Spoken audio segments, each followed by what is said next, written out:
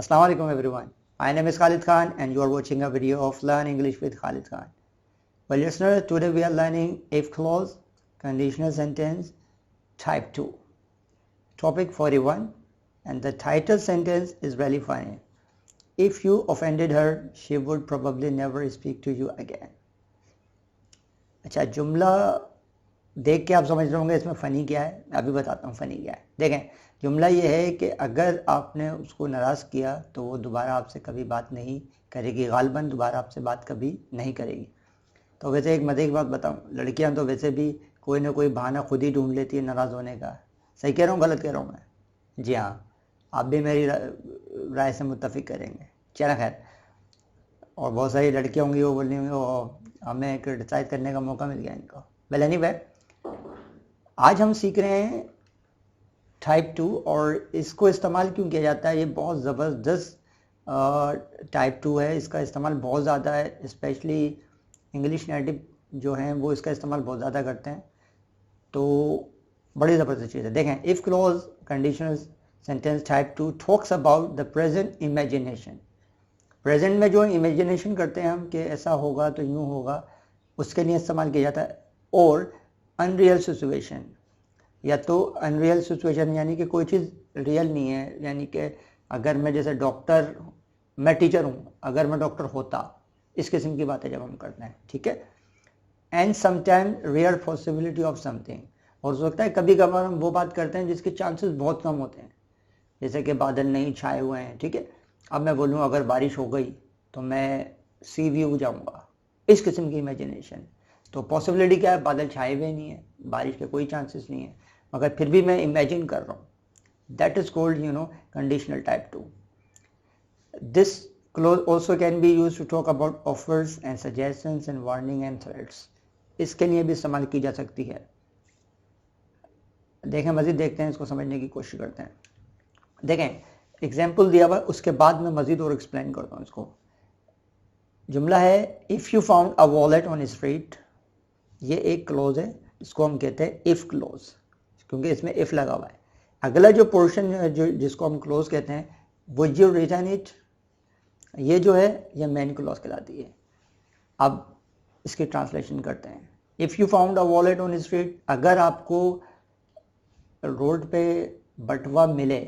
अब यानी कि मिलता नहीं है, रूटीन नहीं है, ये क्या है, इमेजिन कर रहा हूँ मैं. अगर आपको रोड पे बटवा मिले, वुड यू रिटर्न इट, क्या आप उसको वापस कर देंगे. ठीक है.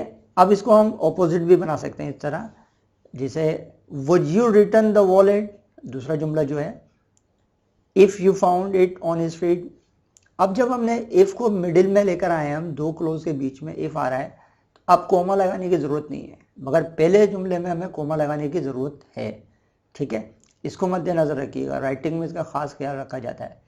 ये जो हम डिसाइड करते हैं कि कौन सा क्लोज या पोर्शन हम पहले इस्तेमाल करेंगे और कौन सा बाद में, ये हमारे डिज़ायर के ऊपर या तो हमारी फोकस जिस पे हम करना चाह रहे हैं. स्पेशली जैसे कि अगर मैं फोकस करना चाह रहा हूँ if you found a wallet on street, अगर आपको रोड पे वॉलेट मिलता है.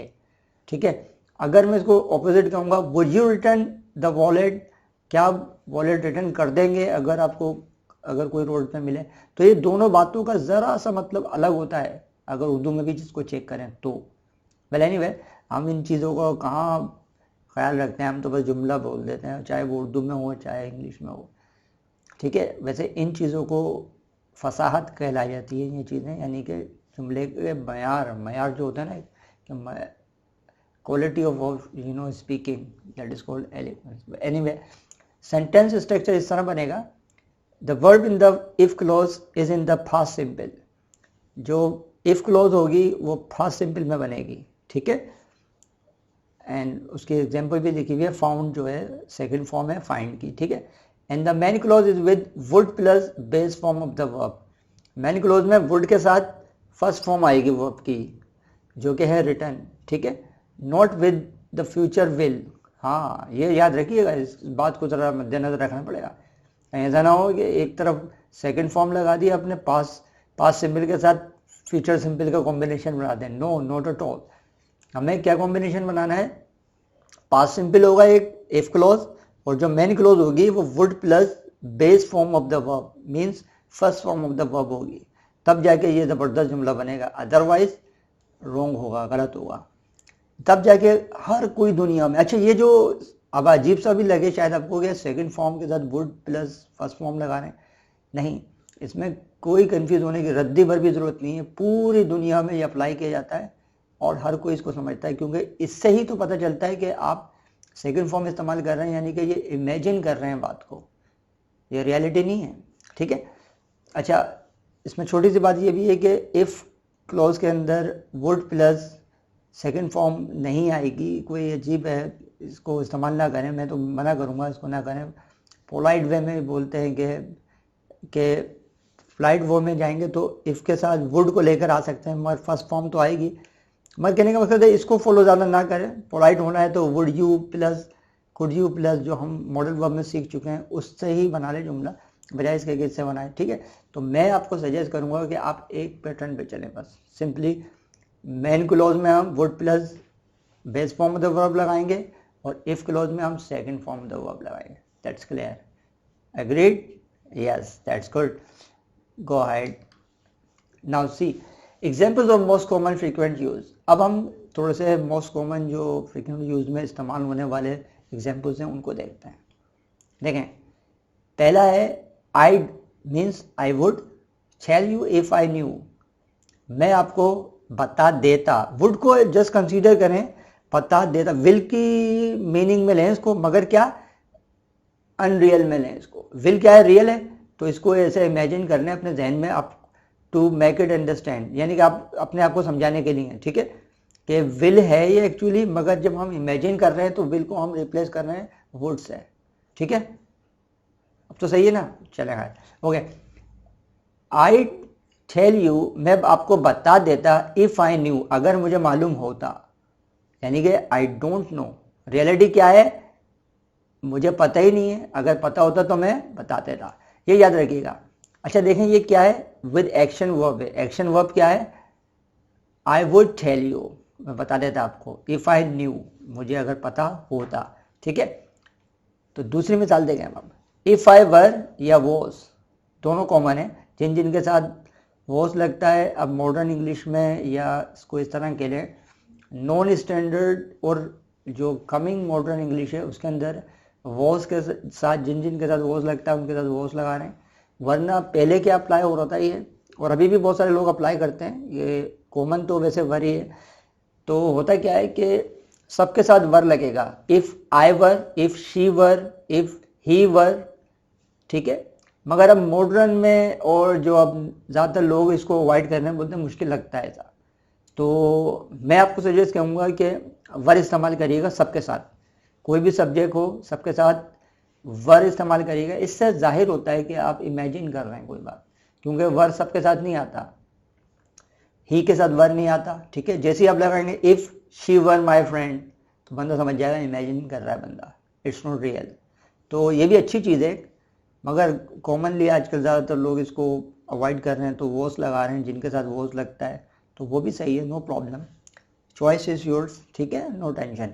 इफ़ आई वर या इफ़ आई वॉज यू, अगर मैं आपकी जगह होता है यानी कि आप होता, I'd ask a lawyer for some advice, मैं लॉयर जो होता है वकील से कुछ मशवरा ले लेता, ठीक है। अब ये किसके साथ है, वर्ब की जो फॉर्म है वो है बी, स्टेट वर्ब, ठीक है, तो स्टेट वर्ब है ये, वॉस या वर, क्लियर। अच्छा, इसी तरह तीसरा जुमला है इफ़ ही गॉट इंजर्ड। आप देखें, if he got injured, second form लगी हुई है गेट की, अगर वो जख्मी हुआ, ठीक है, we would go and help him.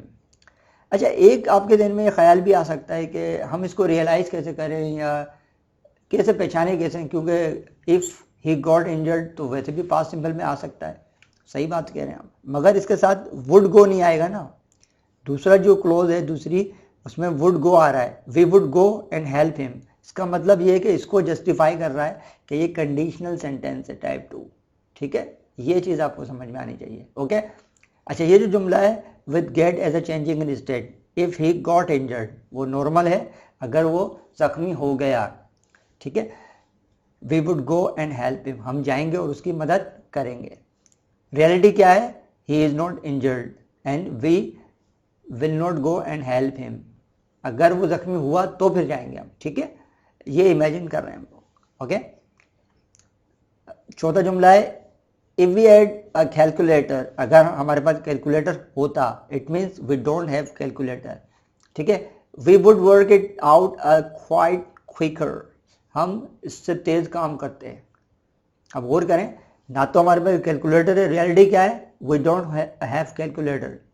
अगर हमारे पास कैलकुलेटर होता, we would work it out a lot quicker, हम बहुत तेज काम करते हैं। तो ये जो है सेंटेंस वो है स्टेट वर्ब हैव के साथ, ठीक है। तो कहने का मकसद ये है कि चारों फेसिस में जुमला बनेगा, चारों जो वर्ब्स के फेसिस हैं उनको हम अप्लाई करके जुमला बना सकते हैं। तो मजीद वेरिएशंस भी हैं इसकी, मगर इसके ऊपर कंसीडर करिएगा, फोकस इन्हीं पे करिएगा, मोस्ट कॉमन फ्रीक्वेंट यूज पे। मजीद वेरिएशन भी आपसे मैं शेयर करता हूँ, ठीक है, ये वेरिएशंस हैं, ठीक है। तो फोकस, दोबारा I repeat my sentence, focus करिएगा मेन वाले जो है ना फ्रीक्वेंट यूज पे। If Rahil was playing his studio, अगर राहिल अपना स्टूडियो प्ले कर रहा होता, बजा रहा होता, we wouldn't be studying here, हम यहाँ पढ़ नहीं रहे होते। अब इस रियलिटी क्या है? Rahil is not playing his studio, ये रियलिटी है ना। अब इसको हम इमेजिन कर रहे हैं, if Rahil was playing his studio, clear? We are not studying here, ठीक है। अब इसको इस तरह ले लें, जबकि हम यहाँ पर स्टडी कर रहे हैं, वी आर स्टडिंग हियर, हम यहाँ स्टडी कर रहे हैं, रियलिटी ये है। We wouldn't be studying here, यानी कि हम यहाँ स्टडी नहीं कर रहे होते। रियलिटी क्या है? हम यहाँ स्टडी कर रहे हैं क्योंकि वो अपना स्टूडियो नहीं बजा रहा, ठीक है। ये प्रेजेंट प्रोग्रेसिव के साथ है जुमला जो है, ठीक है। नेक्स्ट जुमला जो है वो है if it did not rain today, इसका मतलब है आज बारिश होने के चांसेस ज़्यादा हैं। रियलिटी क्या है? इट विल रेन टुडे, ठीक है, फ्यूचर प्रोग्रेसिव के साथ है ये। We would be having a picnic, अब ये जो टुकड़ा है ये बता रहा है फ्यूचर प्रोग्रेसिव के साथ है ये। अच्छा, कॉम्बिनेशन चेंज होते रहेंगे, आप उसमें कंफ्यूज नहीं होइएगा। वेरिएशन में इसलिए दे रहा हूँ कि आपको पता चले कि ये हर किस्म के जुमले से अटैच हो सकता है, ज़रूरी नहीं है कि सिर्फ सीधा सीधा चलेगा ये, ठीक है। प्रोग्रेसिव में भी आ जाएगा, इस तरह करके चलेगा, मॉडल वर्ब भी आ सकते हैं, ठीक है। अब देखें ये फ्यूचर प्रोग्रेसिव के साथ है, इस सेंस जो दे रहा है फ्यूचर प्रोग्रेसिव का दे रहा है, we would be having a picnic, हम पिकनिक मना रहे होते या होंगे, ठीक है। If it did not rain today, यानी कि आज बारिश होगी।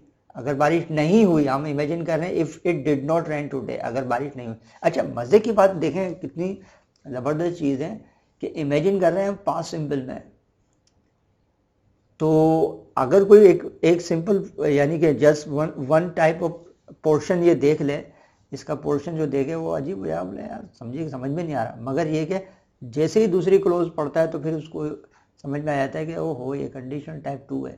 We would be having a picnic, हम पिकनिक मना रहे होते हैं। चलें खैर, अगला जुमला देखें, if we took the car, अगर हमने कार ली, यानी कि हम कार नहीं लेंगे, ठीक है।